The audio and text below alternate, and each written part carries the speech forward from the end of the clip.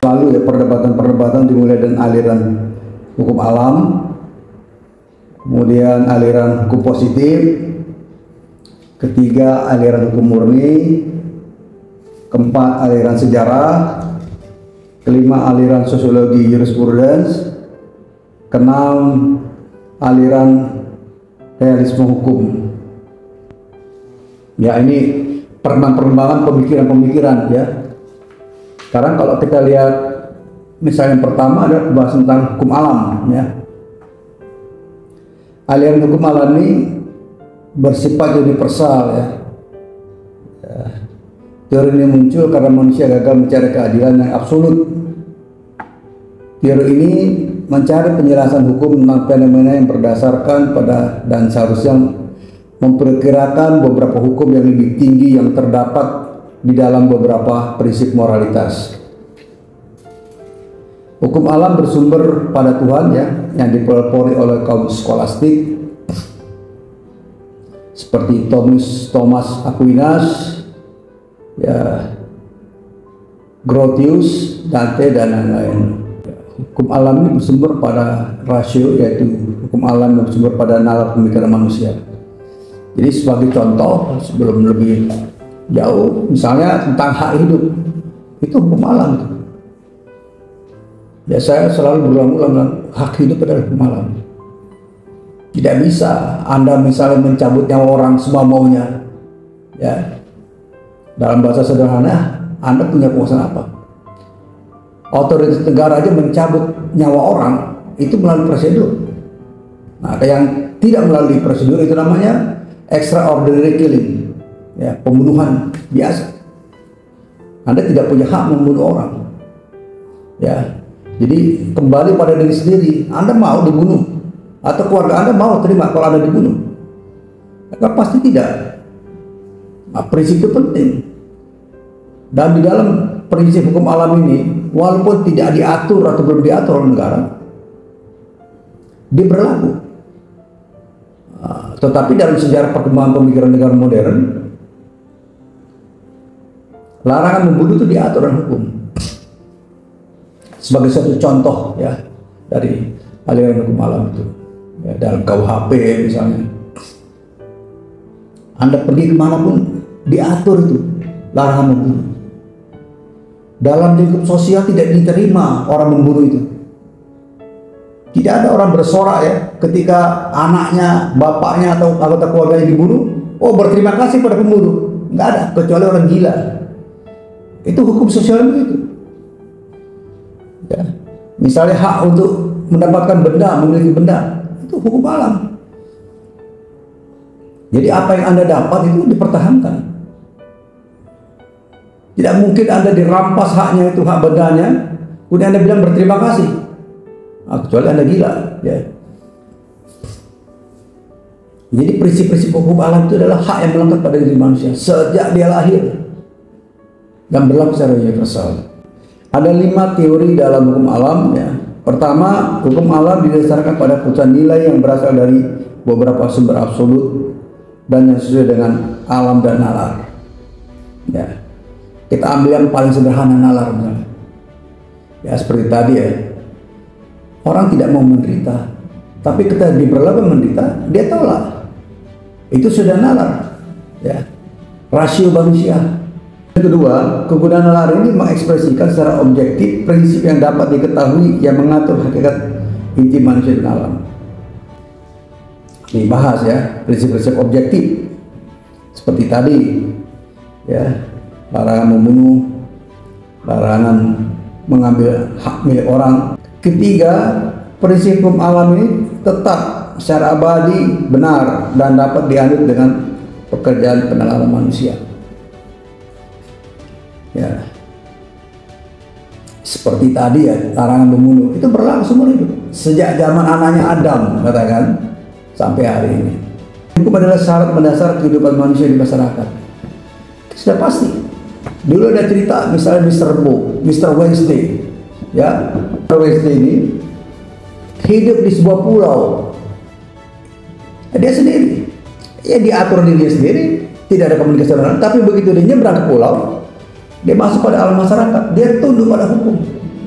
yang diatur dalam masyarakat itu. Ya. Itu ya. Jadi hukum itu dasar kehidupan masyarakat. Di mana-mana begitu. Ya kan kalau diterjemahkan dalam masyarakat itu legal. Ya. Jadi prinsip-prinsip dasar itu sangat bagus. Karena itu seorang lawyer itu, seorang juris ahli hukum, cara berpikirnya, bertindaknya harus dengan nalar. Ya, akalnya harus kuat.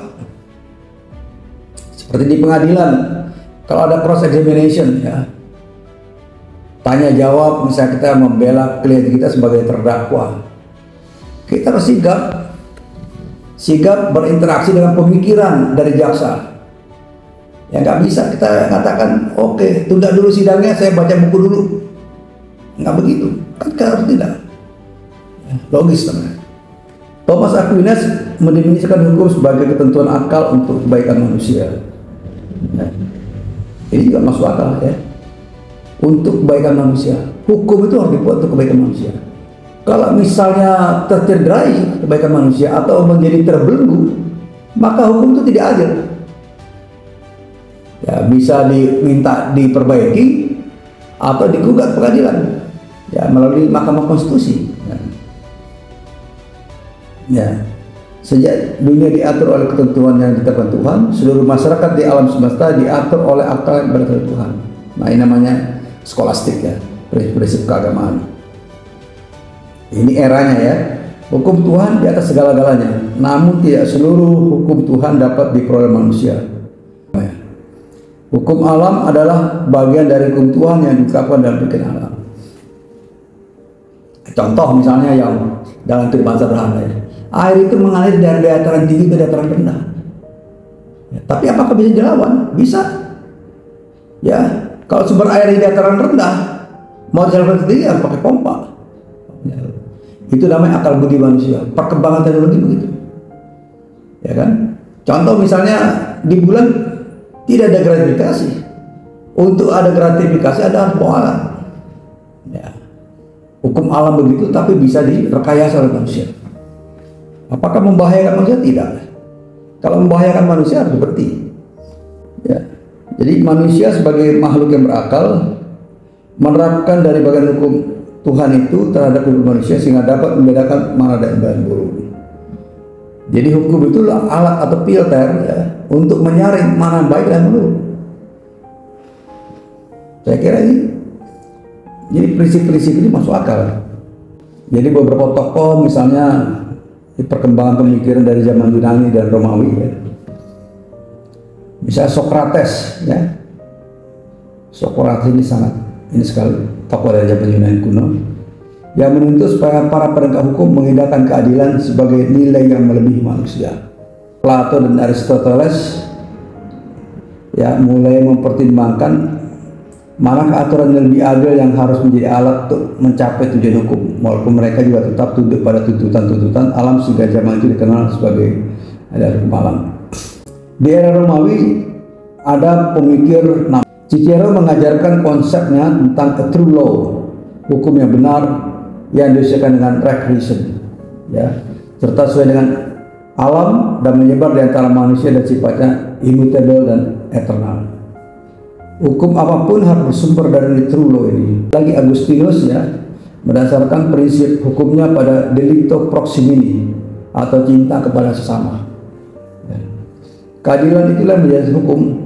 Adigium terkenal itu lex esse pompedatur quae juste non vere. Artinya apabila tidak ada keadilan maka tidak layak disebut hukum. Jadi kita ini lawyer ya, ahli hukum harus sensitif terhadap rasa keadilan. Jadi memperjuangkan keadilan. Jadi kalau hukum tidak ada tinggalkan.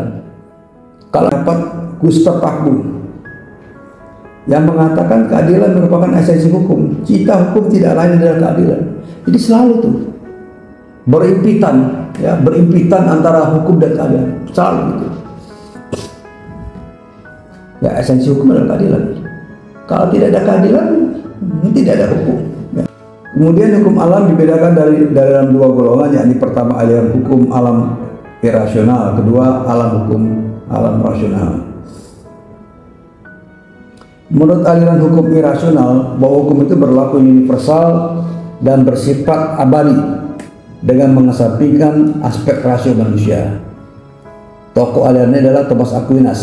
Sementara aliran hukum rasional mengatakan bahwa hukum itu berlaku universal dan bersifat abadi dengan menekankan terhadap rasio manusia. Ya, sekali lagi misalnya aliran-aliran tadi kalau mengatakan esensi hukum adalah keadilan.